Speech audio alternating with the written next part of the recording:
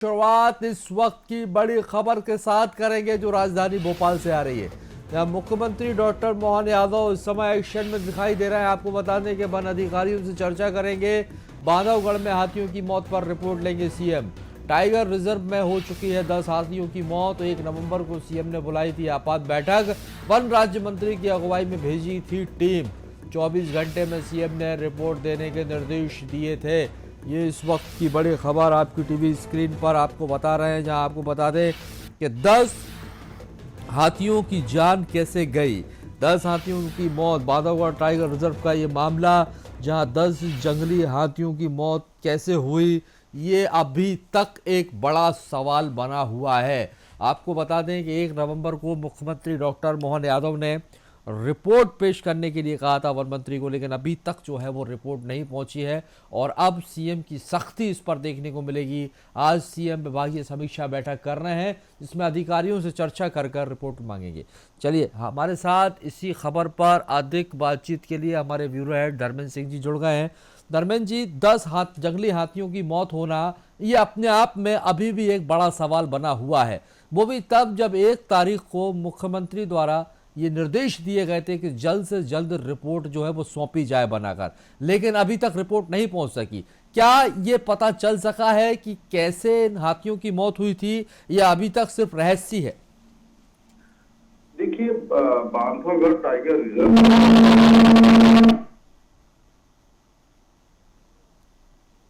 में करीब 4 हाथी उसमें मृत पाए गए थे। फिर उसके बाद में करीब 9 और हाथी थे उसमें जो बीमार थे। कुल 13 हाथियों का झुंड बताया जा रहा था। और ये हाथी उसमें जब उनकी एक पोस्टमार्टम रिपोर्ट के लिए कराई गई, तो अभी फाइनल पोस्टमार्टम रिपोर्ट तो नहीं है, लेकिन प्रारंभिक जांच में ये पाया गया है कि हाथियों के पेट में कोदो बड़ी मात्रा में पाया गया है। कोदो एक मोटा अनाज होता है जिसे स्त्रीअन्न कहा जाता है, और कोदो की वजह से ही मौत की बात कही जा रही है।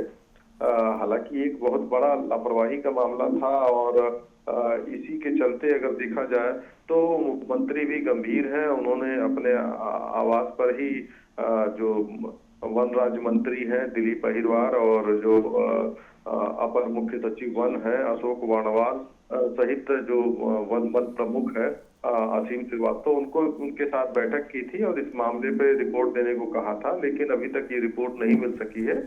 और सबसे बड़ी बात ये भी है कि जिस तरीके से हाथियों की अब तक 10 हाथी की मौत हो चुकी है, और अगर ये देखा जाए तो इस तरह का पूरे देश में एक सबसे बड़ा मामला है, एक साथ इतने हाथियों की मौत होना। और हाथी जैसे एक वन्य पशु की इस तरह की मौत होने के पीछे भी एक गहरी साजिश भी हो सकती है। तो इसको लेकर केंद्र से भी जवाब मांगा जा रहा है, और इसमें वन विभाग के साथ साथ इसमें जो राज्य स्तर पे भी एक सरकार पूरी तरीके से इससे सवाल जवाब किया जा रहा है। तो मुख्यमंत्री इसको लेकर गंभीर है। उनका कहना है कि वन पशुओं की सुरक्षा सबसे अहम है और उसमें किसी भी तरह की कोताही नहीं होनी चाहिए। इसकी रिपोर्ट को लेकर अभी प्रतीक्षा की जा रही है। दूसरी चीज है कि फाइनल जो पोस्टमार्टम रिपोर्ट है वो अभी 2 से 3 दिन में आने की बाकी है, उसके बाद ही ये पता चल जाएगा। लेकिन हालांकि ये जो कहा जा रहा है कि जो हाथियों के पेट में कोदो पाया गया है, तो कोदो की वजह से क्या होता है कि इसमें जो इसको फंगस से बचाने के लिए इस पे कीटनाशक का छिड़काव होता है, और जिसकी वजह से क्या है कि कोदो जब पेट में खाते हैं तो इससे माइक्रोटॉक्सिन बन जाते हैं, और हो सकता है इसी से इन हाथियों की मौत हुई हो।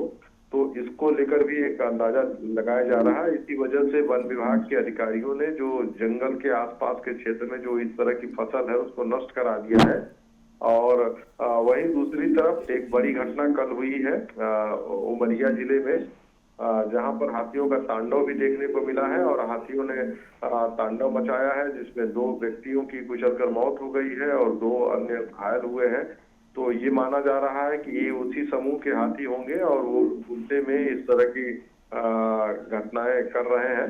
तो ऐसे में उन्हें नियंत्रित करने के लिए भी जो एक टीम भेजी गई है, और एक सर्च ऑपरेशन भी चलाया जा रहा है, और लोगों को भी एक एडवाइजरी जारी करके अलर्ट कर दिया गया है, और वो अपने गांव के किनारे क्षेत्रों में अपना है, जंगल में ना जाए, उनके लिए ऐसा कहा गया है। जी। चलिए, बहुत बहुत शुक्रिया जानकारी साझा करने के लिए। धर्मेंद्र जी हमारे साथ थे। तो देखिए, बांधवगढ़ में जिस तरह से 10 हाथियों की मौत हुई है और ये अभी तक एक सवाल बना हुआ है।